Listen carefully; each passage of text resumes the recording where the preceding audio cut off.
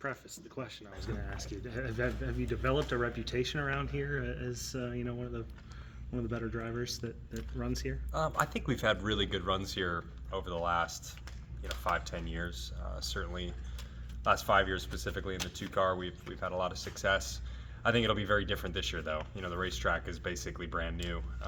With the repave in the corner, it's going to drive totally different than what it did, just last year and the last previous 10 years. So we're all trying to figure out, what the new name of the game is and how we need to set the car up, because it will be a different challenge. So I don't think you can bank on, past success. Certainly not coming into this year. It's going to, totally be flipped on its lid in a lot of ways. What do you think of the repave? Repave's, it's smooth. I mean, it's very, I watched the NASCAR race and I actually thought it ran really well for them. For us, we've got to try and work the second lane in. Our cars are different than theirs. We're lifting less. We're going way faster than what a stock car goes around here. So as long as we can work that second lane in a little bit, I think the racing can be pretty good. But it'll be a different race than what we've seen in the past. Obviously, you talk about how different that was, but coming into this NASCAR week, and a lot of the drivers were pretty piss poor about the repave and thinking that it was going to be really bad. It sounds like you guys need a lot more rubber in the second groove, though. Yeah, I think we're going to require more rubber than they do on the second groove, mostly because of our commitment level. Our cars they're carrying so much more speed through the corners, so you have to have higher grip in the second lane than I think what they were using. But I'll say I was pleasantly surprised at their race. I thought they raced better than they thought they would. So for us, I hope it's the same case where we can get that second lane going. I mean, that's what's going to be critical. You can probably pass even with a single lane, but it's going to be really reduced on how much passing you're going to see. So, this is always the concern when a track's repaved, is just how much real estate is going to be usable. And I think for us, we're still trying to understand what that's going to be in an IndyCar. You go back to back, and then they change the track. How mad are you?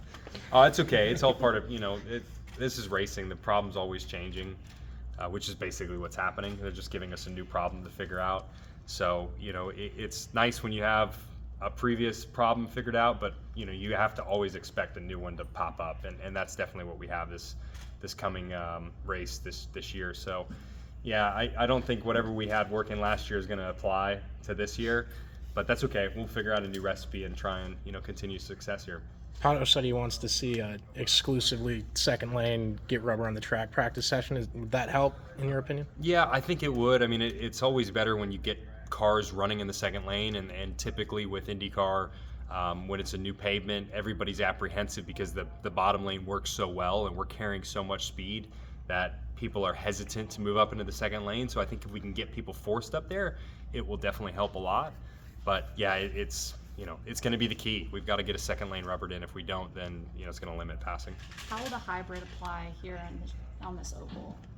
Yeah, the hybrid's going to be similar here like it is everywhere. You're going to utilize it, to the best that you can with the car. The car changes with the hybrid as far as when you're off throttle, the way it regenerates energy, and then how you deploy it, where you're deploying it. Is it off of turn 2, off of turn 4? It's no different than any other track. I mean, we're just going to try and optimize the usage and make sure that we're able to take advantage of it and use it better than the competition. So that's a new element. It's going to be starting next weekend at Mid-Ohio.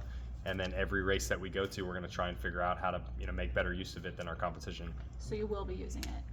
Yeah, everybody's going to be using it. I mean, they're on all the cars, and so I think depending on how much you use it is going to be a different story for different teams and drivers. But everyone's going to certainly have it at their disposal, and they're going to make use of it. This event's grown immensely since it got introduced here, and I think they're expecting a big crowd again this year. Yeah. What do you think about it? Where does it stack up on the schedule, and how have you seen it grown, in the 2 years that it's been around? It's a great event. I love this track. I always have. I like the area. I love going to Des Moines, and certainly Newton kind of comes alive during the race weekend, more so now because of the involvement with Hy-Vee. Hy-Vee has been such a great partner for us, and I think for the community. And they've made this a destination event. It's the concerts that they bring, it's the camping experience, it's the great racing action. So it was a track I've always loved. I think Hy-Vee's elevated it to a different level than it's ever been, and it's exciting to come here during the summer now.